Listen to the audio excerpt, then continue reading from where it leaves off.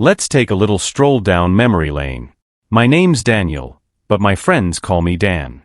I'm 55 now, happily married, father of 3, and relatively satisfied with the life I've built. But every so often, life has a way of dredging up ghosts you thought were long buried. This story begins over 40 years ago, with my first love, Julie.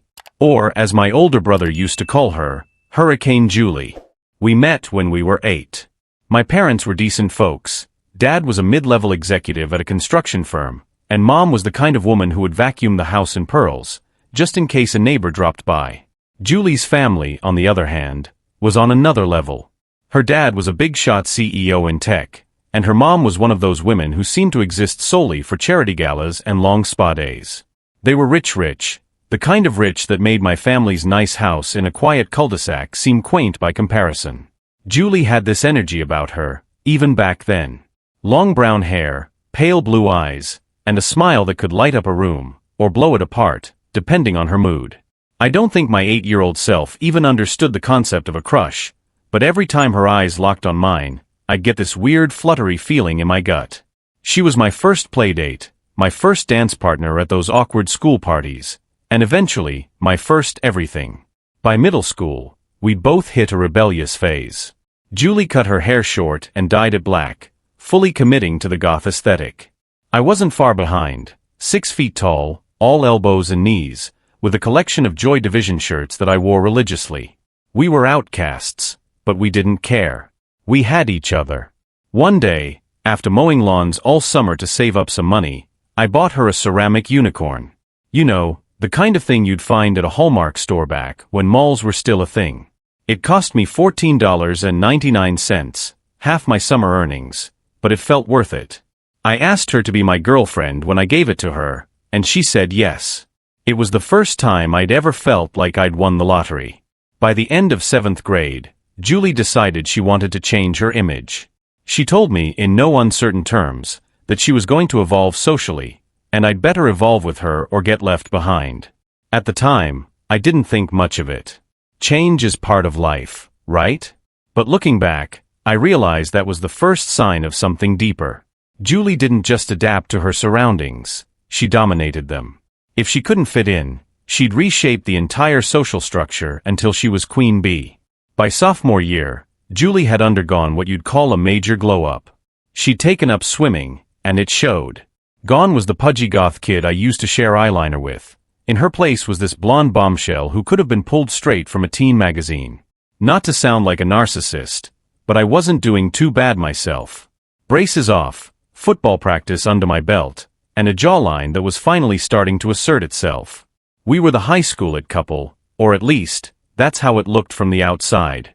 Julie was fiercely loyal, or so I thought.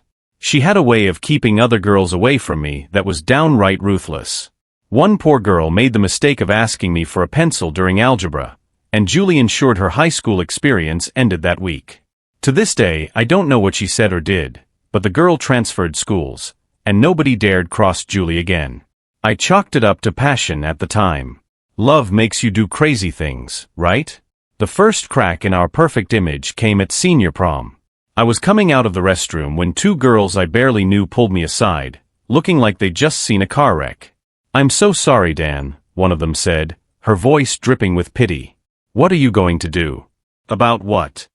I asked, genuinely confused. They exchanged a look before one of them blurted, "Julie."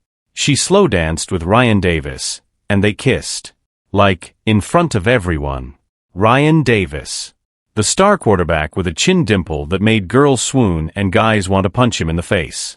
I felt my chest tighten, my mind racing. Could Julie really be so careless? I confronted her the moment I found her. She was standing near the punch bowl, looking radiant in her blue dress. When I told her what I'd heard, and she convinced me that it was non-consensual. I started to look for the guy to beat the crap out of him, but she pulled me back and said we were going to the hotel. For a moment, I wanted to believe her. Julie had always been good with words, and she had this way of looking at you that made you feel like you were the only person in the room. But something about her tone, too casual, too rehearsed, set off alarms in my head. I should have walked away right then and there. But instead, I let her distract me with a promise. She told me she'd booked a fancy hotel for us that night, complete with champagne and rose petals. It would be our night, she said, and like the lovesick idiot I was, I went along with it.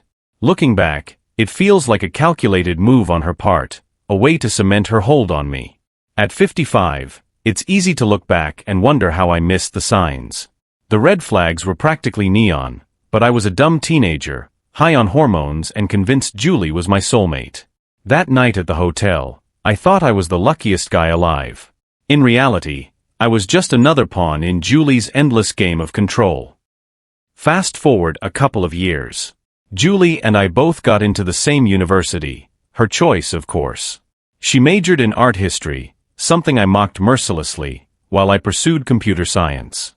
The plan was simple: get a degree, land a decent job, and ride off into the sunset together. At least, that was my plan. Julie's plans, as always, had more layers. In college, things started to change between us. Julie had rented a condo close to campus, fully furnished naturally, and insisted on decorating my dorm room too. She brought in a brand new desk, a fancy Herman Miller chair, and what felt like half the Pottery Barn catalog. She always had this way of making me feel like a charity case, even when I didn't need or want her help. I told her to knock it off, but she'd just smile and tell me I deserved nice things. It felt less like love and more like control, but I was too caught up in school and work to question it. My wake-up call came during junior year. I was buried in a pile of coding assignments at the library when a buddy of mine called. His tone was weird, half concerned, half awkward. "Hey man," he started, I heard about you and Julie. You doing okay?" "What the hell are you talking about?" I shot back. He hesitated. "I saw her at a party last night. She was all over some guy. They left together. Everyone's saying you two broke up." My stomach dropped. "We didn't break up." "Well, you might want to talk to her about that." I don't remember how long I sat there, staring at my laptop, trying to process what he just said. Eventually, I grabbed my stuff and headed to Julie's condo. I had a key, so I let myself in. The first thing I noticed was the music, loud, bass-heavy, obnoxious. The second thing? A man's sneakers by the door. Size 12, definitely not mine. I walked down the hallway toward the bedroom, my heartbeat pounding in my ears. I don't know what I was expecting, maybe some kind of misunderstanding, a stupid prank. What I found was much worse. There she was, tangled up with some guy I'd never seen before. Her lipstick was smeared all over his chest, and his shirt was half over his head. The whole scene looked like something out of a trashy soap opera. For a moment, none of them noticed me. Then Julie looked up, and I'll never forget the expression on her face, half drunk, half amused, and completely unapologetic. "What the hell, Julie?" I shouted. Her response? She giggled. Freaking giggled. "Oh hey Dan. I was gonna tell you we're on a break." "Eh what?" I felt like the floor had just dropped out from under me. I couldn't tell if I was more hurt or angry, but the anger won out. I grabbed the first thing I could, ironically, the ceramic unicorn I'd given her years ago, and hurled it across the room. It smashed into her makeup table, shattering into a dozen jagged pieces. "FCKU, Julie. We're done," I spat, and stormed out of there before I did something worse. She didn't chase after me. The next morning, she called me, her tone dripping with fake contrition. "Dan, we need to talk. You overreacted last night. It was just a misunderstanding." "A misunderstanding?" I laughed bitterly. "You were screwing some guy in our bed." She sighed, like she was explaining basic math to a toddler. "We were on a break, Dan. I thought you understood that." "What the hell does on a break even mean?" "It means I wanted us to explore other things for a while, have some freedom, you know? But it doesn't mean I don't love you." I hung up. There was no point arguing with her. Julie lived in her own little world, and I wasn't about to play by her rules anymore. She moved on quickly, or pretended to. Her new guy, the one from that night, was a campus legend for all the wrong reasons. He was the kind of guy who showed up to class hungover, flirted with professors, and somehow still got girls to worship him. They were officially dating, but everyone knew their relationship was open. Julie seemed to collect new flings like trading cards, and her guy didn't care as long as he got his cut. Meanwhile, I tried to keep my head down and focus on school. I threw out or donated everything she'd ever given me: the furniture, the clothes, the photos. I even stopped listening to music for a while because too many songs reminded me of her. My grades tanked, my social life evaporated, and I barely left my dorm room except for class. It felt like she'd hollowed me out, and I didn't know how to fill the void she'd left behind. 9 months later, the inevitable happened. Julie and her guy broke up in spectacular fashion. Rumor had it he hooked up with another girl at a party, in front of Julie, and she'd gone ballistic. It was a public humiliation she couldn't recover from, and she dumped him on the spot. That's when she came crawling back. I wasn't expecting her that day. When I heard the knock at my door, I assumed it was my roommate or maybe a delivery. Instead, there she was, holding the ceramic unicorn I'd smashed to pieces. She'd glued it back together, though the cracks were still painfully obvious. She looked offended.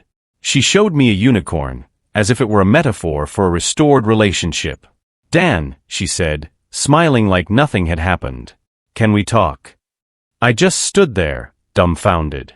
She brushed past me, stepping into my dorm room and taking stock of the bare-bones furniture I'd replaced everything with. "Did you get robbed?" she asked, half joking. "No," I said flatly. "I got rid of everything. If you want it, check Goodwill." Her face fell, but she quickly recovered, holding up the unicorn like it was some kind of peace offering. "I fixed it," she said softly. "Like us." "It looks like crap," I shot back. "And we're broken up. Permanently." Her expression shifted, hurt, confused, then defiant. "You don't mean that, Dan. We're soulmates. You just need to let me explain." "I don't need anything from you," I said, cutting her off. "Now get out." She started crying, but I didn't care. I was done being her punching bag, her project, her backup plan. I didn't care how pretty she looked or how many crocodile tears she shed. She'd crossed a line, and there was no going back. After that confrontation, I decided to erase Julie from my life completely. No more calls, no more chance encounters, no more Julie. I blocked her number, told my friends and family not to mention her, and even asked my professors to let me take some classes online when I could. I didn't want to risk seeing her in the hallways, let alone sitting outside one of my lectures waiting to ambush me. She didn't make it easy. Julie started showing up at my classes, lingering by the doors or slipping me handwritten notes that I didn't bother to read. She told our mutual friends we were meant to be, and begged them to intervene on her behalf. It was like a coordinated PR campaign, and I was the unwilling audience. She sent flowers, chocolates, and even a goddamn teddy bear to my dorm room. Everything went straight in the trash. One day, after she tried cornering me in the cafeteria, I'd had enough. I transferred to a different school out of state. Sure, it set me back a year and forced me to retake classes, but I didn't care. A fresh start was worth it. I left without telling anyone, not even my closest friends. If they knew, they might tell Julie, and I wasn't taking that risk. At some point, Julie decided to bring her circus act to my parents' house. I'd told them not to tell her anything about me, but Julie wasn't the type to take no for an answer. According to my dad, it started with phone calls, then letters, then unannounced visits, where she'd stand on their porch, crying and begging for information. When that didn't work, she escalated. My dad told me about the night she showed up with a knife, threatening to slit her throat unless they told her where I was. He managed to wrestle the knife away while my mom called the police. Julie's parents came to pick her up, and not long after, she was admitted to a mental health facility. My parents never told me about any of this while it was happening. It wasn't until years later, long after I'd started building a new life, that my dad casually dropped the story over coffee, as if it were just another anecdote about his morning crossword puzzle. "I didn't want to worry you, son," he said, taking a sip from his mug. "But yeah, she was a real mess. Good riddance." Good riddance indeed. After graduation, I landed a solid job with a software company and threw myself into work. For a while, that was all I had, work and the occasional bar crawl with coworkers. Then, at 29, I got transferred to Singapore, and that's where I met my wife, Lena. She was 26, gorgeous, and nothing like Julie. Where Julie was intense and manipulative, Lena was kind, patient, and straightforward. We clicked immediately. We got married 6 years later and eventually moved back to the US to start a family. 3 kids and a mortgage later, life is good. Not perfect, but good. Julie became a distant memory, one of those "what was I thinking" chapters everyone has in their life. I thought I'd moved on completely. Then, out of nowhere, Julie reappeared. It happened yesterday. I was scrolling through Facebook, a platform I mostly use to post dad jokes and occasional family updates, when I saw it, a message request from Julie. My stomach twisted as I clicked on it, half curious, half dreading what I'd find. The message was simple, a photo of the ceramic unicorn and a few lines of text. "Hi Dan. I know it's been a long time, but I wanted to apologize for everything I put you through. I still think about you, and I'll never get over what we had. I hope you're doing well." My first instinct was to delete it. My second was blinding, white-hot rage. I hadn't felt that kind of anger in years, not even when my toddler spilled orange juice on my laptop last Christmas. I punched the wall so hard I dented the sheetrock. My wife, Lena, asked me what was wrong, and I lied, told her I had a stressful day at work. Then I grabbed my coat and went for a walk to cool off. But cooling off didn't help. The more I thought about Julie's message, the angrier I got. It wasn't just her words, it was the audacity of it all. After everything she'd done, after years of radio silence, she had the nerve to act like the victim? Like I was some unfinished chapter in her soap opera? I didn't respond. Instead, I blocked her on Facebook and decided to check the email account I'd linked to my profile, a throwaway account I hadn't touched in years. Sure enough, there was an email from Julie waiting for me. The email was long, too long. It started with an apology, but the tone quickly shifted to self-pity. According to Julie, her life had been a series of tragic events ever since I abandoned her all those years ago. She described how heartbroken she was after our breakup, how she felt lost and betrayed, and how she'd only declared we were on a break because she wanted us to grow and explore.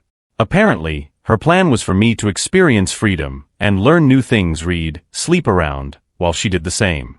Then, in her words, we would come back stronger, more experienced, and more connected. It was the dumbest justification for cheating I'd ever heard, and I wasn't buying a word of it. Julie went on to detail the years after our fallout. She admitted to spending time in a mental health facility, a fact I already knew thanks to my dad, but she framed it as if I had driven her there by abandoning our love. After her release, she moved to Europe to pursue a career in fashion modeling. She described a glamorous but empty lifestyle filled with parties, flings, and failed relationships. The email ended with a chilling declaration. "I forgive you for leaving me, Dan. I truly do. But I know in my heart that our story isn't over. We're soulmates, and we always will be. Please, let's meet for coffee or a drink. I just want to see you again, to talk like old times. I know you'll feel it too." The kicker? She included a line about how she was living with her parents again to help them in their old age, and had recently found a photo of us while going through some boxes. As if that explained why she suddenly felt the need to append my life. By the time I finished reading, my hands were trembling, not with fear, but with pure unfiltered rage. This wasn't just some nostalgic ex reaching out for closure. Julie's email reeked of manipulation, delusion, and a complete disregard for the fact that I was married with a family. She wasn't apologizing, she was rewriting history. In her mind, I hadn't walked away because of her lies and betrayal, I'd abandoned her, and she was graciously forgiving me for it. She wasn't just a chapter in my past, she wanted to rewrite the entire book, this time with herself as the hero. The worst part? I couldn't shake the fear that she'd find me. I've got a unique last name, and while I'm not plastered all over social media, a determined person could track me down with a little effort. Julie's email didn't include any explicit threats, but her history of showing up uninvited made my skin crawl. If she was bold enough to pull a knife on my parents, what else might she do? The next day, I called my friend Mike, a deputy sheriff, and explained the situation. He said it was possible to have my address removed from public records, but it would take some effort. Mike offered to list me as a volunteer with the sheriff's department, which would make it easier to keep my information private. He also suggested consulting a lawyer to explore my options for protecting my family. Meanwhile, I blocked Julie on every platform I could think of: email, Facebook, LinkedIn, even the ancient AOL account I hadn't used since college. I wasn't going to give her any way to contact me. If she wanted closure, she could get it from a therapist, not me. It's been over 30 years since Julie and I were together, but her ability to invade my life, physically and emotionally, still lingers. Part of me wonders if I'll ever truly be rid of her. The other part of me? It's just pissed off. I've built a good life. A great life. I have a wife who loves me, kids who think I'm a superhero, at least for now, and a career I'm proud of. I refuse to let Julie, or anyone like her, take that away from me. So, here's my plan. Keep living. Love my family. Laugh with my friends. And if Julie ever shows up at my doorstep, I'll deal with her the same way I did back in college. Calmly, decisively, and without a shred of regret. Because, at the end of the day, she's not the star of my story. I am.